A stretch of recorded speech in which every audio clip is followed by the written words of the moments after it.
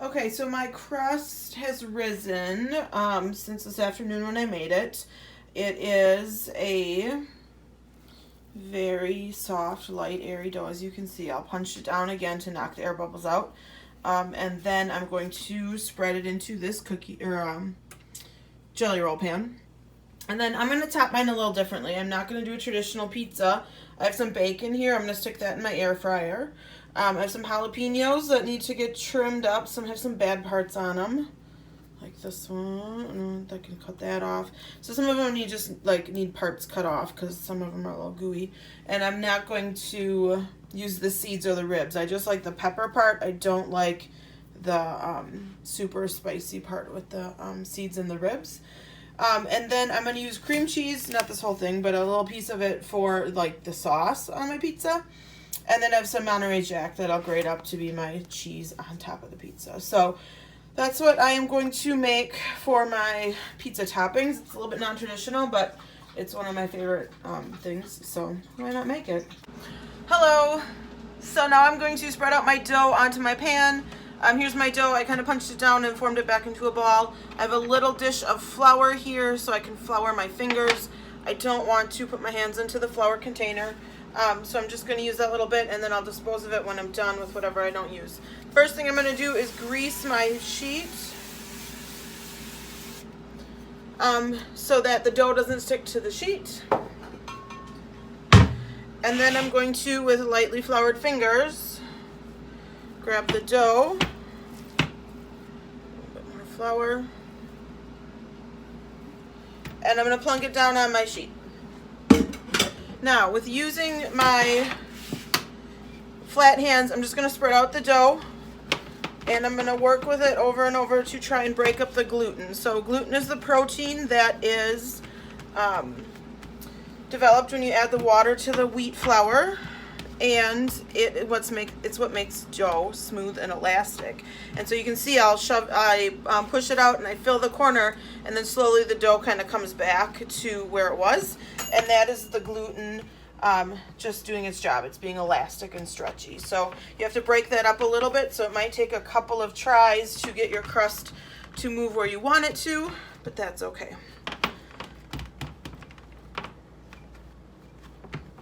As I'm doing this, I'm looking at my crust with the Italian seasoning in it, and had I thought that through, that I wasn't going to put traditional pizza toppings on, I might have left that out. We'll have to see how that tastes. It's not going to be a huge flavor difference, but just something to think about. I have my bacon going in the air fryer, and I just heard it ding, so I'm hoping that that'll be ready. I want my bacon nice and crispy before I put it on here, because it's not going to be in the oven long enough to like cook the bacon anymore. It's just going to be in there to bake the crust and melt the cheese. So I got the dough spread out, so I'm just kind of making a crust around the edge. You can see there's some like thinner spots. If there's some holes ripped in your dough, you just have to go back and kind of fill those in. If you need to move dough from one spot to another, you just put your hand down and then spread it out, and that's going to push the dough where you want it without like tearing holes in it. So you just have to be careful, and like you have to be firm with the dough, but you have to also be gentle. So, all right, so it's looking pretty good here. The next thing I'm going to do is put my toppings on. So I have cream cheese that I'm going to use first. Oh, that bacon's perfect. Look at that bacon right out of the air fryer. So we'll put that on later. All right, so first I have the cream cheese. And this gets kind of tricky because cream cheese is pretty sticky, and your dough is kind of sticky too. So I like to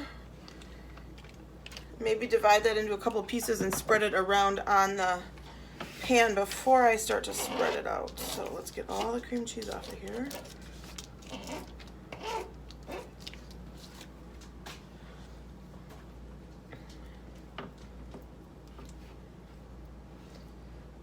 Some over here and some over there.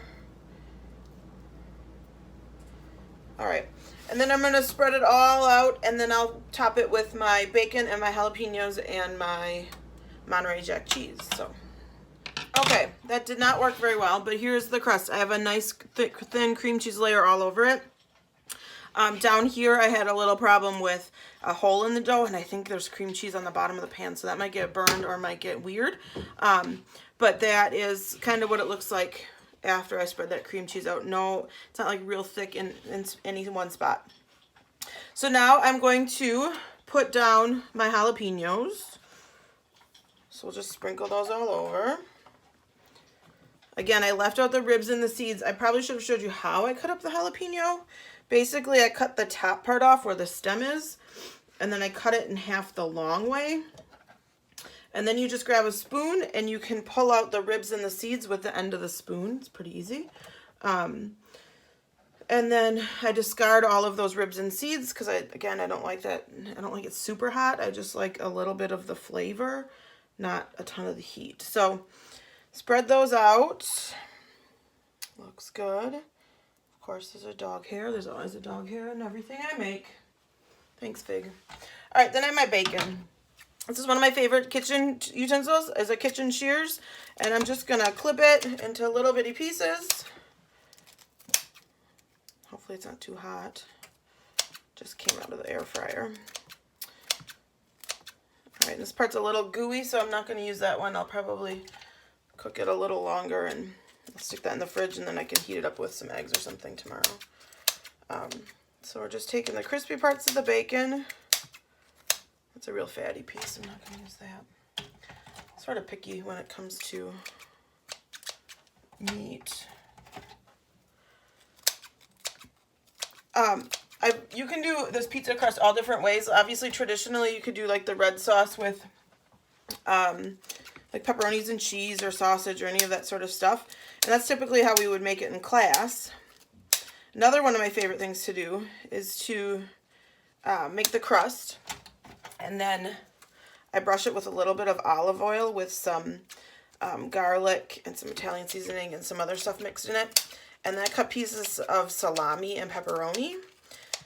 And I put that on the pizza with some banana peppers. That's one of my favorite things, banana pepper pizza with the salami and the pepperoni. It's a really great flavor. So I think that's all the bacon I'm going, oh, here's a better piece. All the bacon I'm going to use for now. So I'll just spread that out so it's evenly put on the pizza. Some of these bigger pieces I can break up a little bit. You want bacon in every bite, right? Who doesn't love bacon? Well, I'm sure some of you don't. Okay. Looks good so far.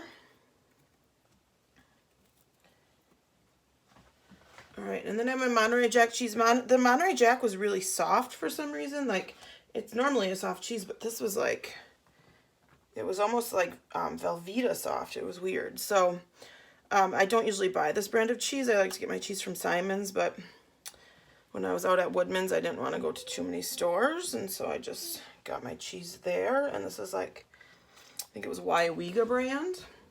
It tastes fine. It's delicious. It's just going to be, it was a little weird when I grated it. It kind of like mushed apart. All right, so there's my cheese on top of my jalapenos and my bacon. All right, then this goes in the oven for about 15 minutes. You just need to cook the crust. Bake that crust up and then melt the cheese on top. Sometimes if it's not, the crust looks done but the top isn't as done as I like it, I will stick it under the broiler for a little bit. So I'll stick this in for 15 minutes and then we'll see what it looks like. Take it out and look and see how it is. Ooh, my camera fogged up. Oh, that's beautiful. Okay, here we go. So, to tell when a pizza's done, the crust where it meets the pan should sort of be golden brown-ish. And you want it to be dry. Obviously, it's not like soft at all anywhere. So, let's get close up on the crust. You can see it's nice and cooked. There's a nice crust there. It's a little bit golden where it touches the pan. All right, and then the top, I like it golden brown like this. I put it really high up in my oven on the top rack because heat rises in an oven, and so the heat will build up there, and that's how you get the nice browning of the cheese. You could put this under the broiler for another minute if you wanted to try and crisp up more of that cheese, but I think this looks really nice. One of my tips for anything that you have in the oven is to take it out of the oven and look at it to see if it's done in the light of your kitchen. Oftentimes the lighting in the oven is not great, and it's really hard to tell if something is done or not. So here's my finished pizza.